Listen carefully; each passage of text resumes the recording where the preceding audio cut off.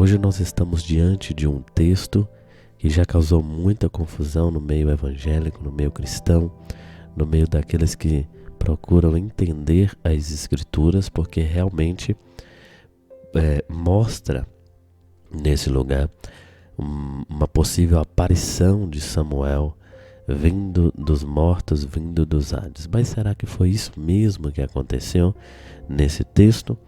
E o estudo aprofundado e bem detalhado daquilo que nós podemos ver, temos que estabelecer algumas coisas e alguns princípios e alguns entendimentos para a nossa vida. Primeiro deles, Saul sempre demonstrou uma inquietação em ouvir a voz do Senhor. E no momento em que os filisteus se reuniam juntamente com Davi contra a Israel, Saul, movido por desespero, mostra-se que Samuel já era morto nesse período e Deus não lhe falava por nada, porque tinha um coração obstinado. Então o homem sempre procura um caminho, um atalho para tentar ouvir a voz de Deus, mas ele não fala nem por sonho, nem pelas luzes do Urim e do Tumim, nem pelos os profetas. Então Saul começa a dizer que é o ponto principal, começa a revitalizar o trabalho das necromantes, ou seja, dos consultadores de mortos, de espíritos e desses invocadores, e adivinham, que já estavam enterrados sobre a terra, no sentido falando, esquecidos, porque o temor do Senhor vindo dos profetas eram muitos.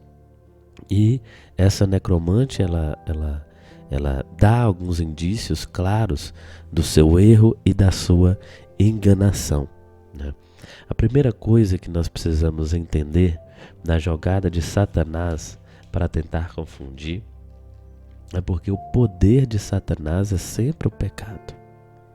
Sempre o pecado e sempre o passado. Ele tem o domínio das informações históricas no passado, ok?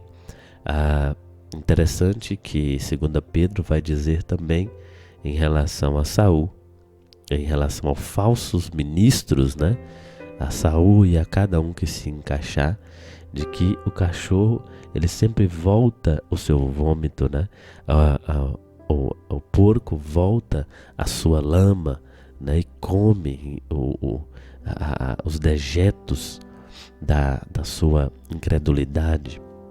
Então isso acontece que Satanás ele tem o domínio do passado. É a única coisa onde ele usa o passado, porque o futuro dá para mudar e ele é incerto e só o nosso Deus é onisciente. Então observe que ele acerta o passado, o que não é difícil, mas erra o futuro. A mentira tem poder quando ela é acompanhada de alguma verdade. Assim, a mulher, a necromante, pergunta antes a Saul o que ele queria ver. Saul diz que é a Samuel, e aí sim a mulher começa juntamente com esses espíritos, começa a dizer que estava com Samuel, e a própria escritura ela traz ali nos escritos que Samuel disse, que Samuel falou. Mas isso é evidenciado, a Bíblia ela faz questão de deixar essas palavras, essas passagens, para que possamos entender que realmente isso não faz parte daquilo que a Bíblia realmente está querendo dizer. Mas o que é interessante é que ele erra o futuro. O Senhor não entregou os filisteus a Israel, e os filhos de Saul e a ele não estavam no acampamento de Israel quando o Senhor fosse entregar aos filisteus. Isso não aconteceu naquele dia, no dia de amanhã. Então nós podemos ver aqui todos esses detalhes que confirmam a veracidade de que Saul não encontrou com Samuel. Mas aquilo que é mais importante entendermos aqui é que temos que parar com todo o sincretismo religioso.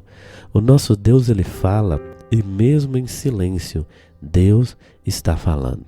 Que nós não possamos querer negociar para ouvir a voz de Deus ou forçar algo, porque aí abrimos uma brecha para Satanás vir, sim, com algumas verdades. A verdade é verdade até na boca de Satanás, mas a mentira, ela vem logo após, acompanhada de algumas verdades. Que o Senhor nos proteja, nos guarde e nos permaneça firmes os nossos ouvidos espirituais à voz do Senhor.